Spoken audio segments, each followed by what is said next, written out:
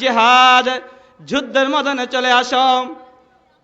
হযরত হানজালা রাদিয়াল্লাহু তাআলা গোসল না করিয়া পয়গম্বর গোসল না করিয়া পয়গম্বরের ভালোবাসায় বিবির কাছে গিয়ে বলতো, হো আমার বিবি, তুমি আমার গামছাটা এবং তলিটা নিয়ে যাও, ঘর থেকে দাঁড়ানো তরবারিটা আমার হাতে দাও। হযরত হানজালা রাদিয়াল্লাহু তাআলা বিবি ডেকে ডেকে বলেন, ও আমার প্রাণের স্বামী, আপনি কোথায় যাবেন? তরবারি কেন খুঁজতেছেন? আপনি নাবাক অবস্থায়, আপনি গোসল ফরজ হয়ে গেছে, আপনি এখন গোসল করবেন, আপনি তরবারি দিয়ে কি করবেন?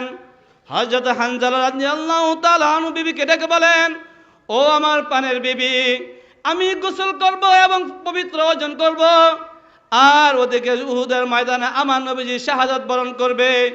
বিবি হে, তুমি আমার তরবারিটা দিয়ে দাও, যুদ্ধের ময়দানে আমি চলে যাই, যদি বেঁচে থাকি দুনিয়াতে দেখা হবে, আর যদি মারা যাই শাহাদাত বরণ করি, তোমার সাথে আমার কাল কিয়ামতের দিন জান্নাতে দেখা হয়ে যাবে।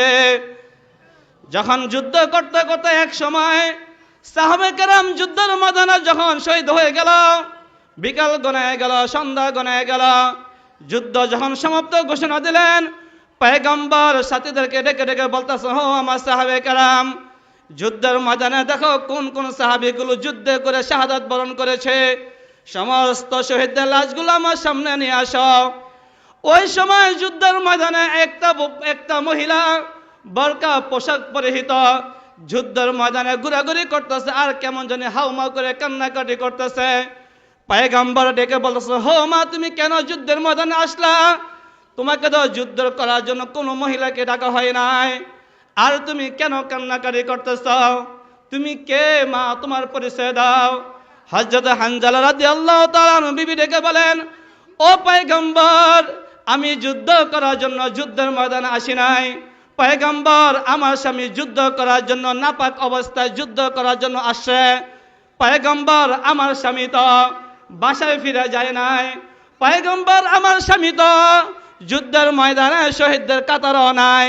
পয়গম্বর, আমার মনে ভয় হয়, আমার স্বামী নাপাক অবস্থায় আপনাকে ভালোবাসার কারণে, আপনাকে আশিকে রাসূল হওয়ার কারণে পয়গম্বর, আমার স্বামী গোসল করে পবিত্র অর্জন করতে পারে নাই। আমার স্বামী মনে হয় নাপাক হওয়ার কারণে, আমার স্বামীকে আল্লাহ তাআলা নাপাক হওয়ার কারণে আমার স্বামীকে মনে হয় গুম করে ফেলছে। এটা শোনার পর আশ্চর্য হয়ে গেলেন পয়গম্বর। নবীজি পেরেশান হয়ে গেলেন, নবীজি আফসোস করতেছে, আমার সাহাবী হানজালা কোথায়?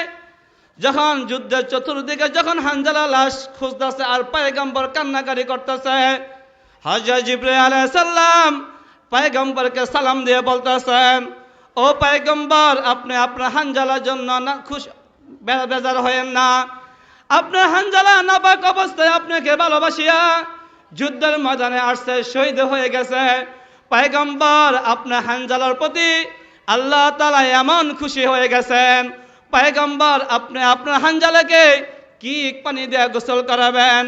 দুনিয়ার কোনো পানি দিয়ে হানজালা গোসল হবে না, দুনিয়ার কোনো মক্কা মদিনা জমজম পানি দিয়ে হানজালার গোসল হবে না। পয়গম্বর, আপনার হানজালা গোসল আসমানের সমস্ত ফেরেশতারা হাউজে কাউসারের পানি দ্বারা গোসল করাইতেছে। সুবহানাল্লাহ। কিছুক্ষণ পরে আসমান থেকে হযরত হানজালা রাদিয়াল্লাহু তাআলা যখন লাশটা নিয়ে আসলেন জমিনে, সমস্ত সাহাবায়ে কেরাম চলে আসলেন। পয়গম্বর যখন আসমান থেকে হানজালা লাশটা নবীর সামনে আনলেন, পয়গম্বর সাহাবাকে বলতেছে, ও আমার সাহাবী, হানজালা লাশটা একটু খুলে দেখাও, হানজালা কোথায় কোথায় ব্যথা পেয়েছে, হানজালা লাশটা আমরা দেখতে চাই। যখন সাহাবায়ে কেরাম হানজালার চেহারাটা খুললেন, কেমন জানি এখনো মনে হয় হাউজে কাউসারের পানিগুলো হানজালার দাড়ি থেকে টপ টপ করিয়া জমিনে পড়তেছে। সুবহানাল্লাহ। কেমন ভালোবাসতেন তারা। আমরা হুজুর ভালোবাসি নবীকে জীবন দিয়া না, পয়গম্বরকে ভালোবাসি জীবন দিয়া না। পয়গম্বর বলেন, হো দুনিয়ার মানুষ, তোমরা যদি আল্লাহ তাআলাকে পেতে চাও, আল্লাহ তাআলাকে রাজি এবং খুশি করতে চাও, আমি পয়গম্বরকে ভালোবাসো। আর আমি পয়গম্বরকে তোমরা কতটুকু ভালোবাসবা? তোমাদের জানের থেকে বেশি ভালোবাসতে হবে, মালের থেকে বেশি ভালোবাসতে হবে, বিবির থেকে তোমাদেরকে বেশি ভালোবাসতে হবে, রাজনীতি দল থেকেও ভালোবাসতে হবে, নেতা থেকেও ভালোবাসতে হবে। দুনিয়া সব একদিকে, আমার পয়গম্বর একদিকে। শুধু তা বলে শেষ নয়, আমি নবীকে এমন ভালোবাসতে হবে, আমি যদি ফাঁসিতে ঝুলি তারপরে বলতে হবে আমার জীবন থেকে আমি পয়গম্বরকে বেশি ভালোবাসি। আল্লাহ তাআলা আমাদের সকলকে পয়গম্বরকে মনে এবং দিল থেকে ভালোবাসার তৌফিক দান করুক। ওমা তৌফিক ইল্লা বিল্লাহ।